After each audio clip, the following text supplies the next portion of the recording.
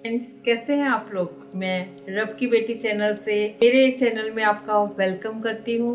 और सच में बहुत मज़ा आ रहा है मुझे काम करते हुए, क्योंकि आप लोगों का मुझे बहुत बहुत प्यार मिल रहा है। अभी बहुत कम टाइम हुआ है मेरे को यूट्यूब पे आए हुए, और इसी तरह मैं चाहती हूँ आप मुझे प्यार करते रहे, ताकि मेरी हिम्मत बढ़ती रहे और मैं अपना सबसे बेस्ट और बेस्ट आपको अपना एक्सपीरियंस देती रहूँ।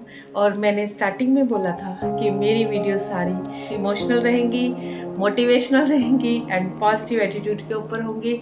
और आज की स्टोरी जो मैं बताने जा रही हूँ, ये मेरा खुद का एक्सपीरियंस है। और इसमें ये है कि जैसे हम लोग बोल देते हैं कि मान लो अपनी लाइफ कोई डिस्टर्ब हो जाती है, तो हम लोग हमेशा किसी दूसरे को ब्लेम कर देते हैं। फलां ने मेरी लाइफ ख़राब कर दी, मेरे पेरेंट्स ने मेरी लाइफ ख़राब कर दी, मेरे हस्बैंड ने मेरी लाइफ ख़राब कर दी, मेरे किसी फ्रेंड्स ने मेरी लाइफ ख़राब कर दी। और लेकिन आज मैं आपको एक सच भी बात बताना चाहूँगी, और आप मेरी इस बात से एग्री करेंगे कि कोई भी इंसान किसी की लाइफ ख़राब नहीं कर सकता, स्पेशली हस्बैंड। क्योंकि मेरी लाइफ में भी मैंने बताया कि जो प्रॉब्लम आई थी, उसमें भी जो इंसान अपनी जिम्मेवारी निभा नहीं सकता, अपना ड्यूटी पूरी नहीं कर सकता, वो इंसान अपनी फैमिली को आबाद नहीं कर सकता। मैं चैलेंज के साथ बोल सकती हूँ, वो कभी भी अपनी फैमिली को बर्बाद नहीं कर सकता, और वो किसी को भी बर्बाद नहीं कर सकता। ये सब किस्मत का खेल है।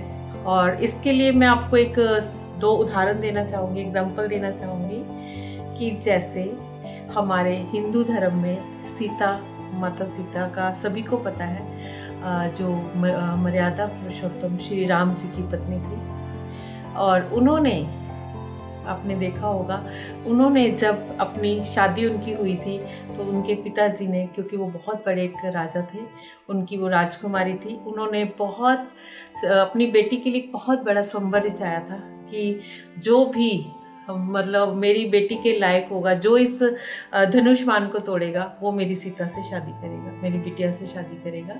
और ऐसा ही हुआ। बहुत सारे लोगों ने उसमें स्वयंवर में भाग लिया था, लेकिन लास्ट में श्री राम जी ने, मर्यादा पुरुषोत्तम श्री भगवान श्री राम जी ने धनुष को तोड़ा, और फाइनली सीता जी से शादी हुई। और लेकिन क्या आपको पता है, सीता कभी भी भगवान श्री राम के साथ कभी खुश नहीं रह पाई। उनकी लाइफ बिल्कुल भी एक अच्छी पति वाला सुख उनको नहीं मिला। क्यों? क्योंकि सीता जी जब पैदा हुई थी, तो उनके भाग में उनके ऋषि मुनि जो थे, उनके कुल ऋषि थे, उनके पिता उन्होंने उनके पिता को पहले ही बता दिया था कि इसके भाग में जो लिखा है, और वही हुआ। वो कभी भी सुख नहीं पा पाई। 14 साल श्री राम के साथ जंगल में रही। उसके बाद भी किसी धोबी के कहने पे, ये बहुत लंबी स्टोरी हो जाएगी, उनके कहने पे श्री राम जी ने उनको छोड़ दिया था। और वो एक राजकुमारी, हम लोग तो बहुत बहुत तुच्छ है उनके आगे, एक राजकुमारी जिसने सारी जिंदगी जंगलों में अपना जीवन यापन किया, और बाद में महर्षि वाल्मीकि के साथ उन्होंने अपनी बेटी की तरह उनको रखा। और उनके साथ उनके लव कुश 2 छोटे थे, बहुत छोटे बच्चे थे। उन्होंने खुद मेहनत करके कांटों पे सो के सीता माँ ने अपने बच्चों को बड़ा किया। और सेम ऐसा ही उदाहरण मैं एक और देना चाहूँगी, क्योंकि उसकी किस्मत में लिखा था। ऐसे ही एक और उदाहरण देना चाहूँगी देवकी, जो श्री कृष्ण की जन्मदाता, जन्म माँ थी। क्योंकि कुछ लोग, मुझे लगता है कि उनको यशोदा के बेटे के नाम से जानते हैं, लेकिन शायद बहुत कम लोगों को पता होगा कि उनकी जो जन्म देने वाली माँ थी, वो देवकी थी। और उन्होंने कंस थे, वो श्री कृष्ण के मामा थे, और वो बहुत ही क्रूअल और बहुत ही ज़्यादा मतलब पाप करने वाला इंसान थे।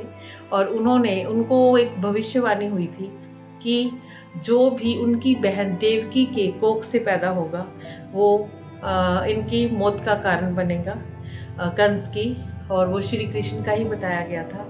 तो इस डर के मारे वो राजा था, घमंड था, पापी था, उसने पाप की एक हद क्रॉस करी और उसने अपनी बहन देवकी और उनके जीजा वासुदेव जी को दोनों को जेल में डाल दिया। और जेल में डाल दिया, उनके वहीं पे हर साल बच्चा होता रहा और वो पापी कंस उनको हर साल डर के मारे कि वो उनको पैदा होते ही उनको मार देते थे। तो आपको नहीं लगता कि जो देवकी श्री कृष्ण को पैदा कर सकती है, जो श्री कृष्ण एक माँ के कोख से पैदा हो सकती है, क्या वो जेल नहीं तोड़ सकते थे? लेकिन ये सब विधि का विधान है और इसी वजह से बाद में उनको यशोदा जी के पास भेजना पड़ा था। तो ये सब विधि का विधान है। जब भगवान श्री कृष्ण, भगवान श्री राम लिखी को नहीं मिटा पाए, विधि के विधान को नहीं मिटा पाए, तो हम और आप लोग तो क्या औकात है हम लोगों की। तो इसलिए मैं तो यही बोलूँगी कि कभी भी किसी को अपनी ज़िंदगी के लिए ब्लेम ना करें, भगवान पे विश्वास रखें। भगवान ने हमारी लाइफ पहले ही लिखी होती है। कहते हैं ना कि जन्म से पहले उसका भाग्य लिखा जाता है। ये हमारे पिछले कर्मों का भी हिसाब होता है और मैंने कभी भी किसी को ब्लेम नहीं किया। मेरी लाइफ डिस्टर्ब होने के बावजूद मैंने हमेशा भगवान पे विश्वास किया। और जब मैं पैदा हुई थी, कोई भी पैदा होता है तो उसका हमारे मतलब मैं शर्मा फैमिली से हूँ, हमारे बचपन में ही जैसे ही बच्चा घर में बेबी पैदा होता है तो उसकी एक जन्म तिथि के हिसाब से उसका टेवा बनता है, या उसको टेवा बोल सकते हैं, जन्म पत्री भी बोल सकते हैं, वो बनती है। और उसमें पहले ही पंडित जी पहले ही बता देते हैं। मैं पानी सच में बहुत पीती हूँ, आपको पता है, और पानी हेल्थ के लिए बहुत अच्छा है, फेस के लिए बहुत अच्छा, स्किन के लिए बहुत अच्छा है। ये बार बार मैं आपको हर वीडियो में बता देती हूँ। और इसलिए मैं ये कह रही हूँ, जब जन्म से ही पंडित जी उसके टेवे को पढ़ के बता देते हैं, जन्म पत्री को, कि इस बच्ची के बाग ऐसे होंगे। जो चीज़ हमें बचपन में ही बता दी जाती है कि इसकी इतनी एजुकेशन होगी, इतने बेबी होंगे, ये होंगे, सारा कुछ डिटेल में, तो फिर हम किसी को ब्लेम कैसे कर सकते हैं? हमें किसी को भी ब्लेम नहीं करना। अपने विधि के विधान को मानते हुए हमें अपनी लाइफ में आगे बढ़ना है और हमेशा अपने कर्मों को अच्छा करना है, ताकि इस जन्म में जो कष्ट हमने पाए नेक्स्ट जन्म में ना पाए। मैं भगवान पे बहुत विश्वास करती हूँ और मैं तो सच में सोचती हूँ कि मेरी जितनी भी लाइफ चलाई है वो श्री भगवान जी ने ही चलाई है। मैं शायद अकेली नहीं चला पाती, टूट जाती, लेकिन भगवान जी ने मुझे कहीं पे भी टूटने नहीं दिया। और मैं तो यही कहूँगी, भगवान हर किसी पे ऐसे ही कृपा करते रहे जैसे उन्होंने मेरे पे की। और हमेशा आप भगवान पे विश्वास करें और अपने आप को अच्छी सोच के साथ आगे बढ़ाएं। हमेशा पॉजिटिव सोचें, खुश रहें, मस्त रहें। और अगर आपको मेरी वीडियो अच्छी लगती हो तो मेरे को सब्सक्राइब ज़रूर करें, लाइक शेयर अगर अच्छी लगे। अगर आपको लगता है कि मेरी ये वीडियो या मेरी कुछ भी कोई चीज़ आपको अच्छी लगती है, वो किसी का कुछ अच्छा भला कर सकती है, तो प्लीज़ आप आगे इसको शेयर ज़रूर करें। Thank you very much.